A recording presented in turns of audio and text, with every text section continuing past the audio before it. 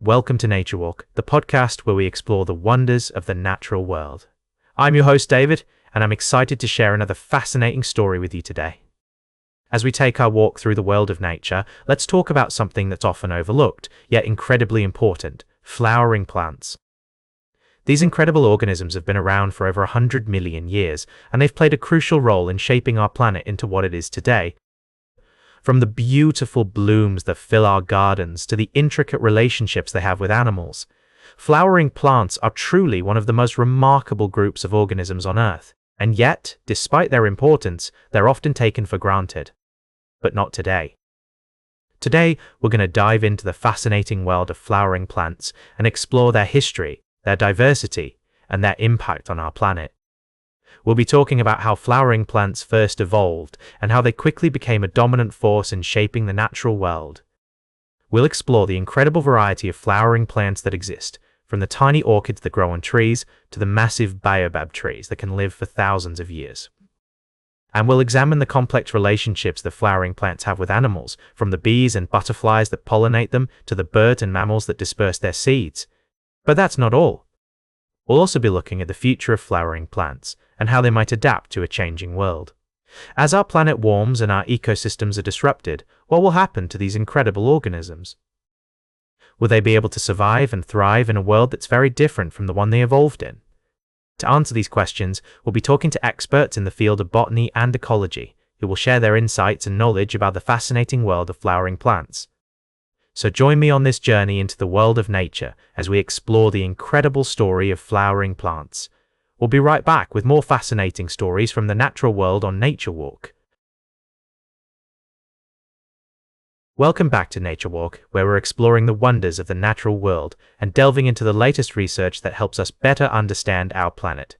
Today, we're going to take a fascinating journey into the heart of a forest, but instead of using our eyes, we'll be using our ears. Can listening to a forest reveal whether it is ecologically healthy?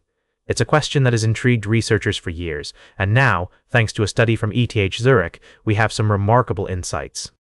Imagine walking through a lush, vibrant forest, surrounded by the cacophony of sounds that fill the air. Birds singing, insects chirping, leaves rustling, each one a vital component of the ecosystem symphony. But what if we could use these sounds to diagnose the health of the forest itself?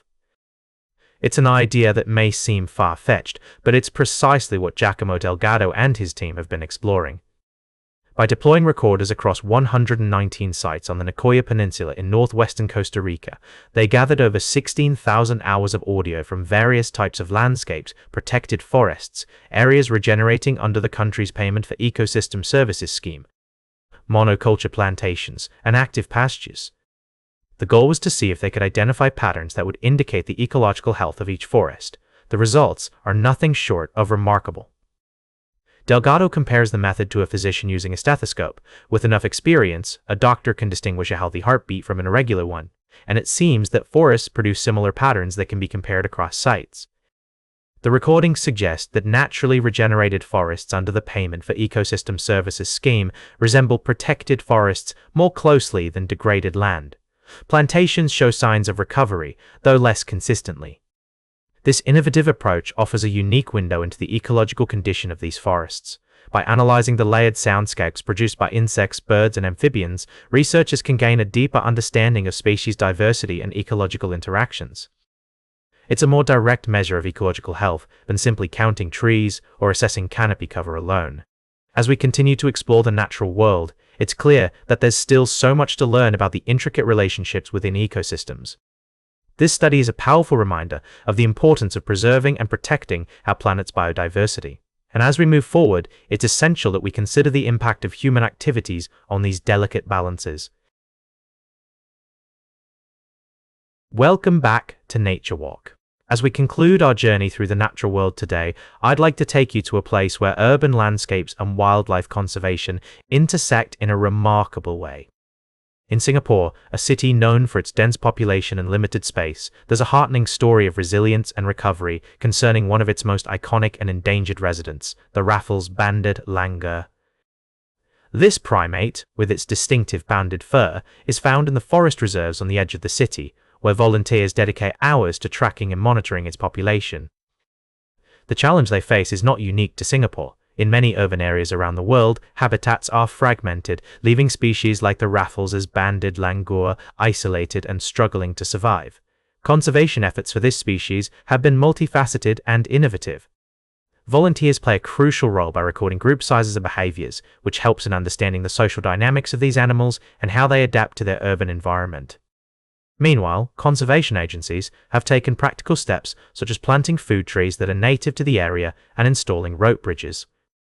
These bridges are particularly ingenious, serving as corridors that span gaps in the canopy, allowing the langurs to move safely from one patch of forest to another. The results of these efforts are nothing short of remarkable. Since 2011, the population of Raffles's banded langurs has doubled, now numbering around 80 individuals. This increase is a testament to the power of dedicated conservation work and community engagement. Andy Yang, a researcher at Mandai Nature, a local conservation organization, has been closely involved in these efforts and highlights the importance of continued support and strategic land use planning. As we look to the future, it's clear that the fate of the Raffles's banded langur will depend significantly on decisions regarding the preservation and connection of remaining forest patches. In a city where land is scarce and conservation often competes with other priorities, public awareness and community involvement become crucial factors.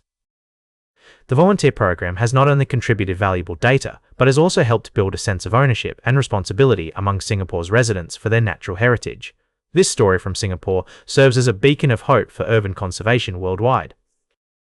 It shows us that even in the most unexpected places, with determination, innovation, and a collaborative spirit, we can make a difference for endangered species and preserve biodiversity. Remember, every step we take towards understanding and protecting our planet is a step in the right direction. That's all for today's Nature Walk. Remember to like, share, and subscribe, and until next time, keep exploring your natural world.